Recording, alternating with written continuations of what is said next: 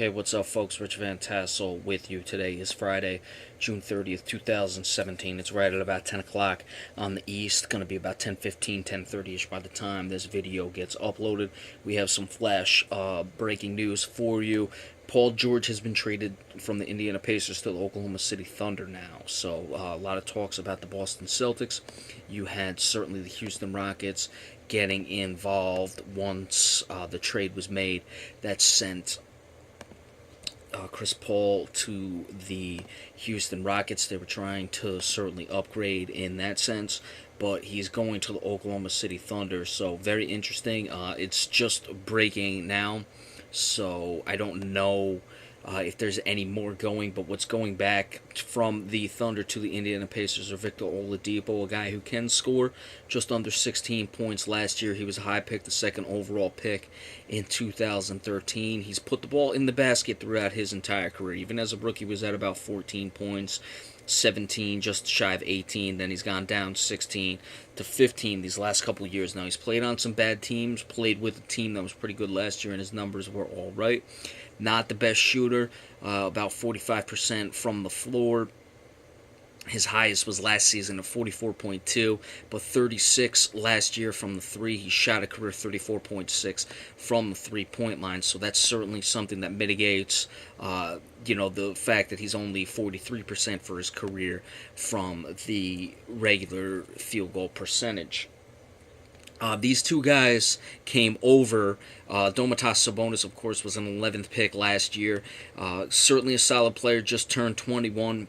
But both of these guys came over in the Serge Ibaka trade that sent Ibaka to the Orlando Magic. He was subsequently traded out from Orlando to Toronto. And there was one other player as well. But Sabonis only scored just under 6 points. Didn't have that many minutes this year. So, what are you getting with Sabonis? Certainly a guy who was a high pick. There was, talks about him coming in. Only played 20 minutes. Certainly he should get time in the new NBA, especially with the Pacers and the new NBA. A guy who was shooting 30, or didn't shoot 40% from the floor, but just, had about 6 shots. Shot 32% from 3 on 2 per game.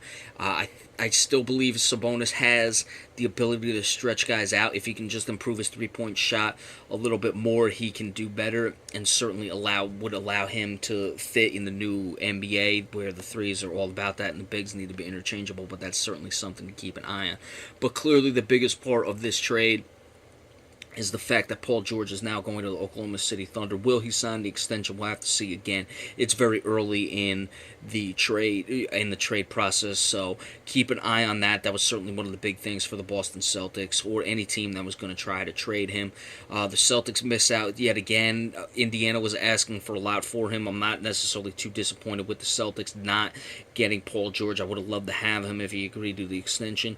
I'm not going to put, I've been critical of Danny Ainge. I'm not going to put this one on him. I'm not pulling the trigger on that deal, and I was going to wait till you had Gordon Hayward because supposedly that was the sticking point as to whether or not Paul George would stay. So he couldn't pull the trigger yet. He just has to deal with it at this point. So, as bad as Danny Ainge has been with making trades, pulling the triggers in this situation, this is the situation where I preferred the restraint, and he had it, and that's what it is. So, as for the Celtics, that is what it is. As for the Houston Rockets, certainly I don't think they had enough to offer them. And again, you got to look at it from the Oklahoma City standpoint. Now you have a guy to go with a Russell Westbrook. However, are we going to get a situation where you had the same situation where it was Kevin Durant and Russell Westbrook? Certainly Durant a little bit of a better offensive player than Paul George, very similar. Paul George is a better defensive player, so I'd like to see what else Oklahoma City will do to try to improve their chances, or otherwise Paul George is going to be gone at season's end because, we saw the fact that they couldn't get over the hump with Kevin Durant and Russell Westbrook. What would make anyone think that they can get it over with Paul George and without Russell Westbrook? I don't think they ever necessarily had the guys who could put this team over the top. They were starting to get there in 2016. You had the Steven Adams, players like that. Now they have a Taj Gibson Gibson off the bench. He may even be gone in free agency. We'll have to keep a look at that. But certainly there are things that can be done. Will this make Oklahoma City a destination? We'll have to see. But Oklahoma City has to get another guy if they were able to keep a Taj Gibson. I would like a Victor Oladipo. They no longer have Serge Ibaka, so remember, you're looking at a team that, with Kevin Durant, Russell Westbrook, and Serge Ibaka, could not get over the hump, and now you're expecting this team basically trading places with Paul George for Kevin Durant. Very similar. It's not a big mismatch between the two. Paul George is up there, but he's not in Kevin Durant's league. And now no Serge Ibaka anymore. So something to keep an eye on, who they can bring in and how far they can go moving forward. But Paul George has been traded to the Oklahoma City Thunder. Going back from Oklahoma City to Indiana, Domantas Sabonis, the 11th overall pick from last season, who was acquired in a trade along with Victor Oladipo, who is also now going to Indiana. Last year for Serge Ibaka, Oladipo, clearly the prized possession of this trade. I'm surprised there are no draft picks moving or anything like that, but again, it's still early, so we'll have to keep an eye. But expect, there might be other contract things that may go on. Oladipo is getting paid pretty well, so I don't know how much they'll have to make the finances work in that regard. But let's see if there's any form of a draft pick. So, again, just going back to the Celtics real quick. Look, they're asking from the Boston Celtics 2 first-round picks, and then they're going to settle for Domantas Sabonis and Victor Oladipo. Why is that? That's because the Boston Celtics have a ton of draft picks. They have all these quote-unquote assets. So, of course, a team, when they're going to make a trade, are going to ask for a lot because they can just still get another trade where they get a Domantas Sabonis and a Victor Oladipo. Not really a terrible trade.